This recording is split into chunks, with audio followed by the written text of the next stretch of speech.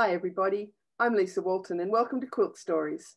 Today I'm chatting with Patty Kennedy-Zafred, who is famous for her amazing quilts which portray beautiful parts of history and lovely moments in time, and you're going to really enjoy having a look at her quilts. We're going to talk about series of quilts that she does and how she does them, and they're just really lovely. So welcome, Patty. Thank you for having me, Lisa. I'm delighted to be here. Talk about this particular series. So I think it's a great series, Women of Color. And it's really interesting to see the different images that you've found and you're portraying. So we have here one of your Women of Color quilts. Is this the first one? It is the first one. And actually it is called Women of Color because at that time it was the first one. This quilt was created in 2011 before I had learned to silkscreen or started to silkscreen, which is sort of the basis of my work at this point.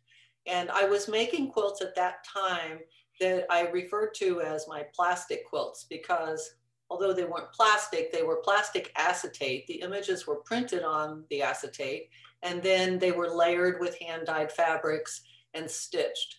So this particular quilt was based on the first couple that I did in this group of women of color, based on old postcard images and from the mid to late 1800s and early 1900s. And these were very, very collectible, exotic cards. And these women in this particular quilt are from Colombia, from South America, from Africa, from Asia. And I found them so compelling, and their differing views, well, not their views, but their differing presentations of their beauty represents their culture. The tattooed faces, the putting items under the skin to create scarring, as in the woman in the upper left. And I found this really, really interesting because none of these women particularly reflect Western sensibilities of beauty. So I was attracted to this. The postcards, this quilt, here's 3 of them. And the woman on the right and the left are Chaco Indians, which are indigenous people from South America, and the woman in the middle is from Africa. And the ones that are colored were all hand colored. And so you will find collectors will find, for example, one of the women, say in the middle, in differing colors because they were all hand colored. And these were very, very collectible at that time. And you can see how it is created in layers with the image on top, then the fabric, there's batting underneath, and then a backing, and it's all quilted together. These quilts sort of presented a limitation because the acetate doesn't roll and bend like a quilt. So if you tried to roll it under the sewing machine, it would create crack marks. And so the problem I had with this type of quilt was the limitation on size. And you see the men's eyes on the side. These were men that were also from these postcards. And a lot of these quilts that are in this particular series have a man or men in them because most of these women, a lot of what they do in terms of their beauty, in terms of their cultural presentation, is done to attract a husband. Then these are, again, a grouping of postcard images, and these were extremely collectible in the United States. The Japanese geisha, they were all hand colored, and you will find these in varying colorations. And I was able to develop a relationship with a collector who had lived in Japan for 30 years and who scanned these images at a high resolution so that I could use them in a quilt, and they were subsequently used in silkscreens as well. Then the plastic quilt, as I call them, that was created again from these images of the Japanese geisha. And they're very haunting images, aren't they? I think they're just beautiful, and the fabric is hand dyed, and it's really exciting to sort of place the coloration on the faces to accent one side or the other. And I still find the plastic quilts really appealing, and so did a lot of other people. And it's again, the size is so limiting.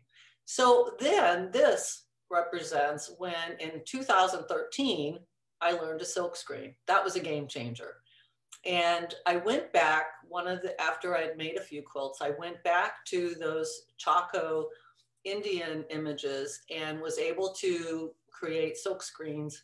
And this is a detail from the larger quilt. This is called Tesoro Escondido, which is in Spanish, buried treasure. And so I wanted it to be sparkly and look like you had discovered this treasure. But what I love is these women's faces are completely tattooed, at least it appears, or maybe some sort of inking. And they're so confident and so direct.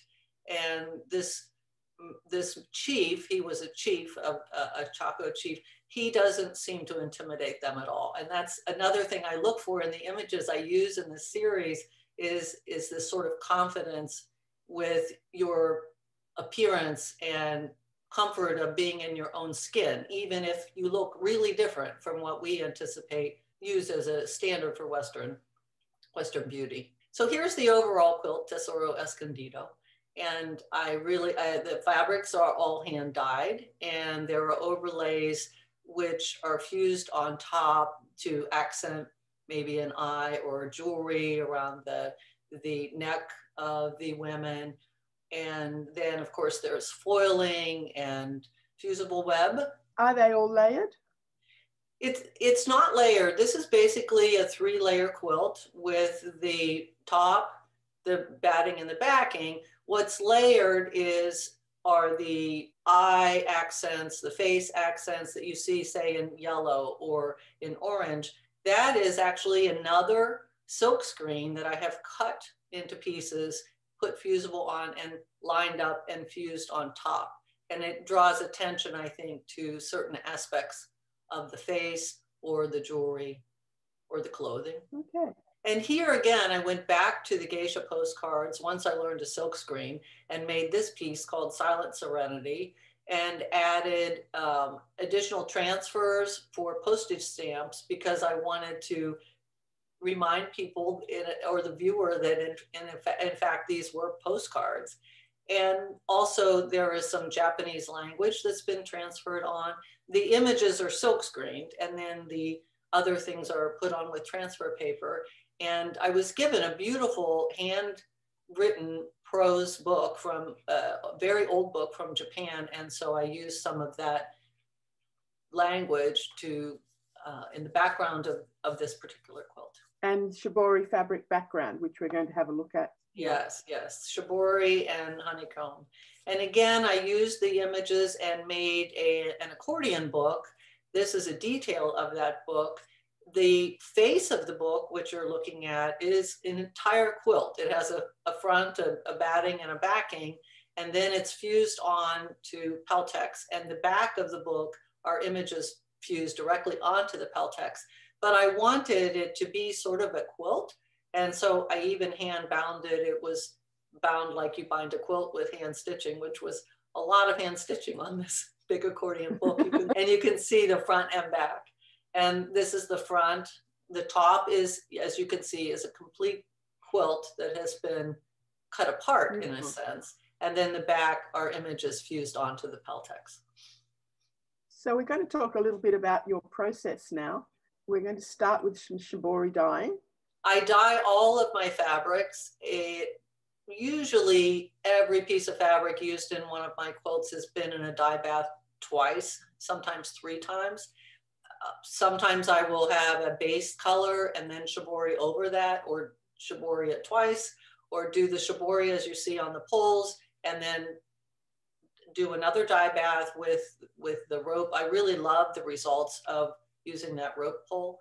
And I also do gradation dyeing. And here again, you see sort of the toolkit. The toolkit is rope, a piece of PVC pipe, and a bunch of rubber bands. And here you see the first round of the dyeing. There's some already dyed fabric and some white fabric, but those fabrics that have been dyed just one time, and they're going to go in another time because it gives so much more texture and nuance to the fabric if they go in a second time. And when I dye for a large quilt, I am dyeing, as you see in the bottom of this image, I'm dyeing in the buckets, I'm dyeing in Ziploc bags, and I'm doing it probably once or twice a day, maybe for 2 to 3 weeks before I accumulate enough fabric that suits what I have in mind for the quilt that I have. I don't dye in advance. I choose the images and then go forward and dye with the sense of what I want to put these images on. So I don't go to a stash of fabric. I pick the images, then dye the fabric. So here we see some buckets that have come out of the Ziploc bags. They're sitting, getting ready for the washer. On the left, of course, is a lot of gradation dyeing. And on the right is some Shibori dyes that have come out of off the poles. And as you see, they have already been dyed one color and then Shibori dyed another. They may go in another time, maybe not. When I have the fabrics ready that I think I have enough, I start to line those fabrics up on my design wall. And then I am starting to lay the quilt out in the coloration that I think is going to work. Now, it's always a surprise because once you print on top of those, it doesn't always look exactly the way you planned. So normally what I do is I line up the coloration the way I think it will work. Then I do a second one. So on my design wall, there'll be 2 pieces of fabric for every area that you see there. These are 2 separate quilts that I did. Are they all a similar size? All the quilts are different sizes. And even if I repeat an image, I never use the same screen. I reclaim all my screens after a run. So usually what happens is even if I reuse an image, I think, oh, I'll make it bigger, I'll make it smaller, I'll crop it differently, I'll add something to it or make it different. So the squares aren't all the same size. In one particular quilt, most of the time, the squares are all the same size, but they're not all the same size in every quilt. So some of the quilts, for example, can be smaller with smaller squares.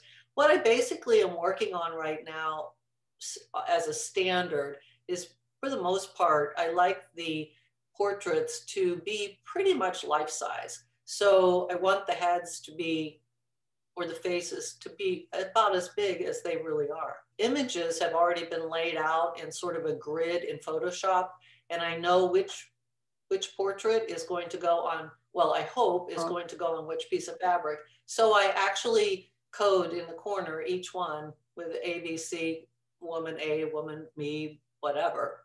And so I'm trying to plan for as much as possible in advance. It doesn't always, trust me, it doesn't always work that way.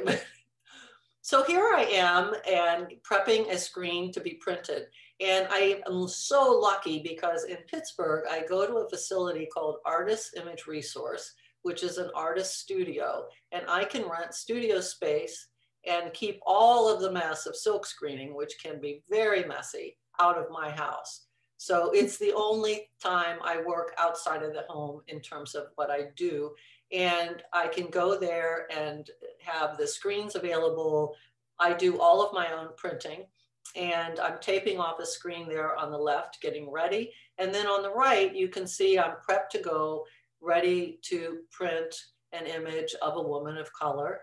And my fabric has been cut and it has been ironed onto freezer paper, which is a key. I sort of invented that. They didn't know that there to do that. But if you iron the fabric onto freezer paper, it's almost like printing on paper. And it's easier to handle. It's easier to put on the drying rack. It's easier to print. How do you get your images onto the screen? What technique or? This is a very traditional, old style silk screen process. It's the same thing that was done, Andy Warhol did, and people have done since. It is a darkroom process. So the screens are coated with a photo emulsion, which the screens then need to be kept in a dark area, in a dark room. And the images are printed on a piece of acetate, but it's not the typical thin acetate like you use for presentation. But nevertheless, it's laid on a light table and it's burned with light. Then you hose that out with a strong water hose, and you have your image here, and it's in reverse. So it is a photographic process. And so you do that? I actually don't burn. I can burn my own screens, but I actually don't at this point. And especially now during COVID, they want us in and out of the studio as quickly as possible. So when I go, the screens I send them the images, and then the screens are burned already, and then ready for me to get them ready to print, which is really great because I can be more productive in a shorter period of time. And what happens to the screens? You said before that each one's different. I don't keep them, and I don't because I think, first of all, I would have so many screens stacked around my house that I don't know where I'd put them all. But I actually, when I go to print for that, I go for pretty much a day, and I have enough fabric that I typically get one large quilt and then maybe one small quilt out of that run. And I want to reclaim the screens. What they do is they reclaim them, they clean them off, and they can recoat them and use them for other artists or for me. And I want them reclaimed because I sort of don't want to be stuck with that same image. And again, like I said, if I want to use the image again, I never do it the same way twice. So even in other series that I have where I have done the child labor or the tag series, for example, if someone looks at my website, every single quilt, I've reburned all those screens and started again, and maybe cropped them differently, or maybe set them up differently, or added someone new, or took someone out. And here I am printing, and the drying rack is behind me, and I do it by myself. A lot of people don't silk screen alone because they think it's hard to manage. But again, because I have my fabric ironed on the freezer paper, it doesn't fall back on my hands, and I think it's fun. I love it. It's my favorite thing. Dyeing fabric and printing fabric are my favorite things. The quilting part I could totally do without. How often would you go to the studio and do a printing session? I go when I have completed the quilts that I have made, and I am a one-horse pony. I literally do not tend to work on 2 or 3 pieces at once. I tend, if I printed and I know I can get 2 pieces or maybe 1 piece in an accordion book, for example, out of that run, I don't go back until I have completed those 2 pieces.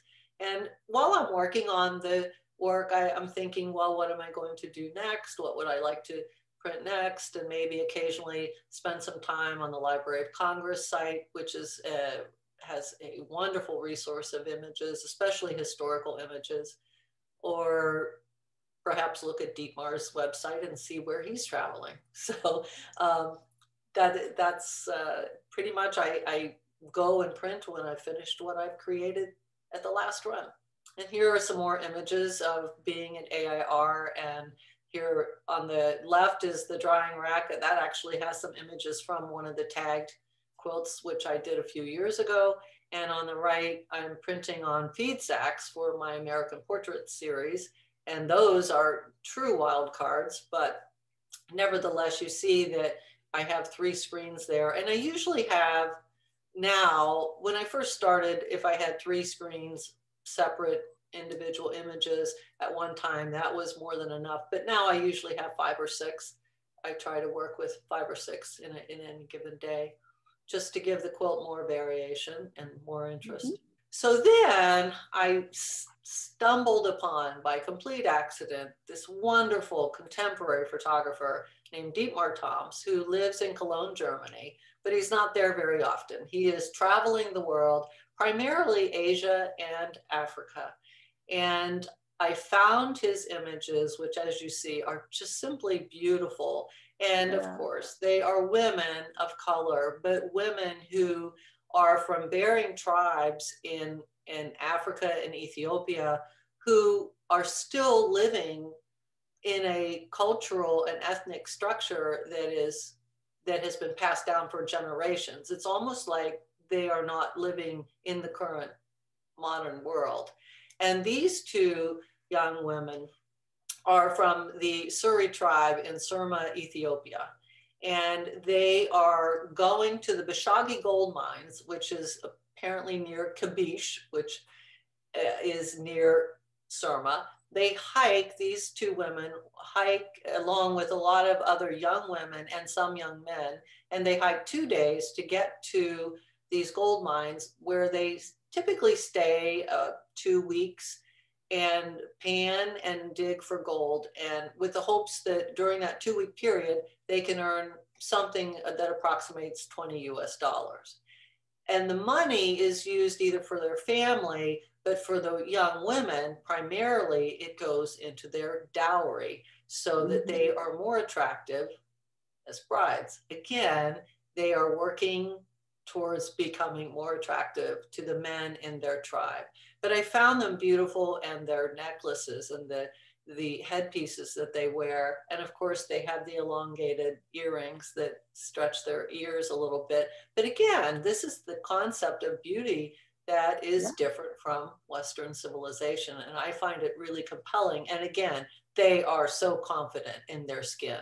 I made 2 quilts from their images. And because they work, according to Dietmar, from dawn to dusk, this is dawn. And I used hand-dyed fabrics that sort of represented to me the morning light. And some of the necklaces have been hand beaded with seed beads because I thought that their necklaces were so pretty and so feminine, and yet they're panning and digging for gold. But they don't lose their femininity by doing that, and in the way they're dressed. And in the next one, you can see this is Dusk. So again, pretty much the same size, but a little bit of variation in the middle, and the shibori fabrics, and a little bit of foiling and painted webbing on top to give it sort of that clouds. And there's also their hats have like a burlap string hanging, and so there is burlap on the center women. There's sort of like painted burlap or some sort of rope that's coming out of their hats. So then we'll move on to another group of photographs that Dietmar took of women in Kenya. And you can't deny that these women are so compellingly beautiful. Yet again, their jewelry and their hairstyles are all dictated by their tribe. And they are Turkana women and from Loyan Galani in Africa. And I just love these portraits. And there were 4 or 5 of them that I used. And the necklaces that they wear and their hairstyles are all pretty much dictated by their culture. And the higher the necklaces, the more prestigious they are, the more attractive they are in terms of, again, being appealing as a future bride. But I just absolutely loved them and thought that they were so beautiful. But again, look at the confidence that they exude in their own skin, despite the different sort of standards that we would have perhaps in the US or in Australia. I looked at these women and think they could be on the cover of any magazine anywhere, but they are so different in the hairstyles and the necklaces. But I just loved working with them. And again, this is the large quilt that was a result of that print session, which had, I think, 5 different women. This is the Jewels of Kenya. And these are, again, I had enough prints left over and went back to that concept of making them jewels and sparkly. So there is the foiling and the metallic threads and gold textile paint and some of that make them sparkle a little bit more and look a little more like a treasure again. And you can see the stitching is in metallic and the gold paint on her bracelet and so on. I just find them so beautiful. And again, you can see here in this detail shot, this overlay that I do. And again, it is a whole silk screen of her whole face that I cut out pieces to just create a highlight maybe in the face, or just break up the repetition of the images. This is a piece I just did this year, and this one is called Heated Conversations.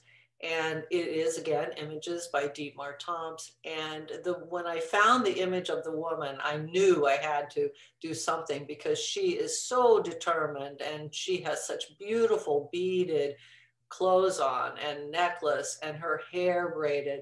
I found her just spectacular. She is actually from the lower Omo Valley in Ethiopia, but she is with the Hamar tribe. The man, however, is with a different tribe, also from the same area. He is a Mersai warrior, but in my quilt, they are together. So even though they have never met and are not even from the same tribe, in this one, they are together.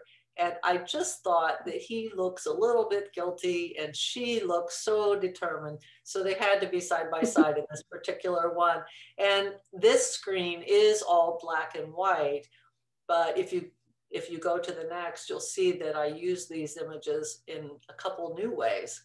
This is a detail. Here you can see again this overlay. You can see the hand-dyed fabrics. It's really great to do the women of color because I get to dye fabrics that are really vibrant and bright and exciting.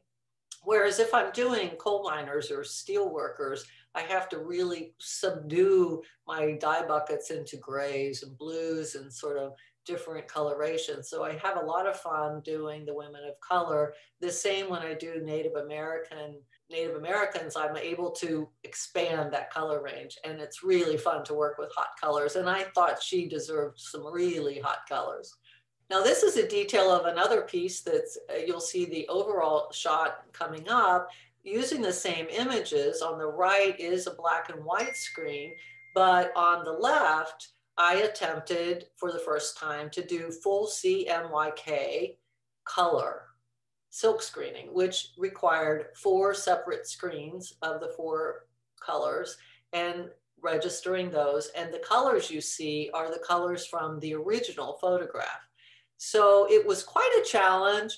The people actually at my print shop had never done CMYK on fabric. They told me they didn't think it would work, but I think it worked pretty well. And I think it's very, very interesting to mix that with the black and white images. This, I called this Entangled because I feel like those two are entangled. And on this quilt, it's not that large. It's not too small, but it's not as large as some of my others that are say 7 or 8 feet.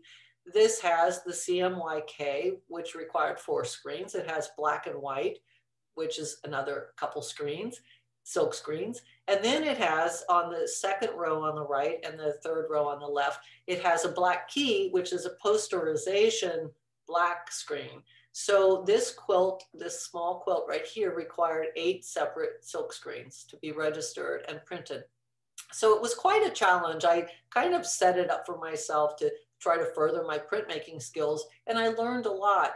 I think the only thing that I find frustrating as a printmaker is that when, particularly with the CMYK in the middle of the top, the color print like that, most viewers look at it and believe it's a digital print or it is a spoonflower print or came from some other source and don't necessarily understand that it took 4 screens and registration, painstakingly registering those screens. So sometimes that's a little bit frustrating. I don't know if I will go back to the CMYK again in the future. I really do still love the black and white, but I wanted to try it because Dietmar's original photograph his original photographs were so colorful. I wanted to try to capture that, and I think I did the best I could. What sort of relationship do you have with him? Do you purchase his images or? It was sometimes I purchased them. In the beginning, actually, he was just giving me copyright permission. He does sell his images and he has a website. He also has a Shutterstock account where you can purchase his images. Depending on your use, you would have to contact him if you wanted to use it for artwork.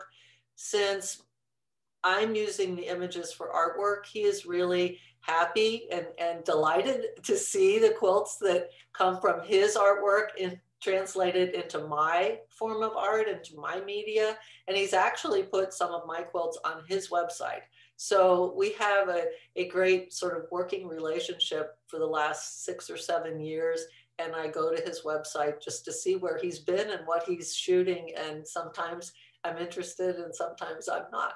but I've used his images a few times with the women of color in particular. And I just think his images of women and also children, but I haven't used those, but the women are just fantastic. All the links to both Patty's and Deepmar's websites are in the description box below, so you can check them out there.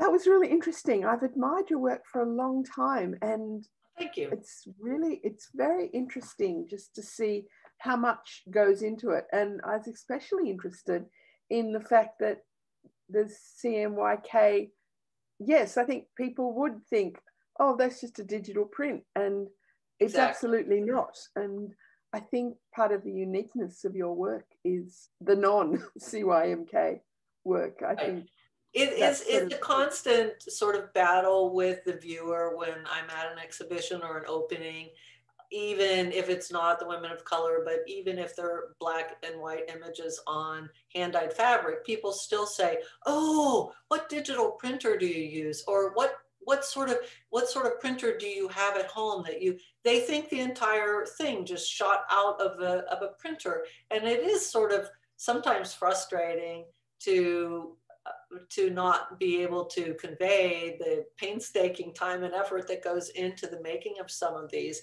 But then when I explain it or even show them, I oftentimes at an exhibition opening have an iPad and show them pictures of me printing and dyeing, then it's an aha moment. And I think that's a good thing. That's really a good thing. But it's old school silk screen. And of course, the dyeing techniques, a lot of people know how to do that. But I have to credit my very first and only actually dyeing class was with Jan Myers Newberry in Pittsburgh, who is a member of my guild, and she got me started. And from then, with a little advice from time to time when I get stuck, I just go to the buckets and figured it out on my own. I notice up on your bookshelf you have a copy of Art Quilts Unfolding, which is a SAQA book, SAQA Studio Art Quilts Associates, and Art Quilts Unfolding is basically the Bible of art quilts. And you have a quilt in the book. It's a beautiful resource, and I absolutely recommend that you purchase it. So I would like to thank you very much, Patty, because it's been really interesting. I've always looked at your work and thought, how does she do that? And all the layers and everything. I'm definitely a person for layers, so I've always enjoyed seeing your work and the different interpretations, and the images are always just so haunting. It's lovely. Thank you so much. I'm sure everyone has really enjoyed learning more as well. And I'm hoping that if you'd like to see more videos, that you'll hit that subscribe button that's in the middle there and give it a thumbs up too, please, because that's what Mr. YouTube likes to see, and that way lots more people will learn about your beautiful work and other artists that I'm bringing to you. So it's been great to chat and catch up, and I hope we'll see each other in person one day again. Well, thanks, Lisa, Patty, for inviting me, and maybe we will hook up again in Houston one day. That's when I met you, I think, the first time, and it would be great to see you again there. Great. Okay. Thanks, Patty. And thanks, everyone. Bye for now. Thank you.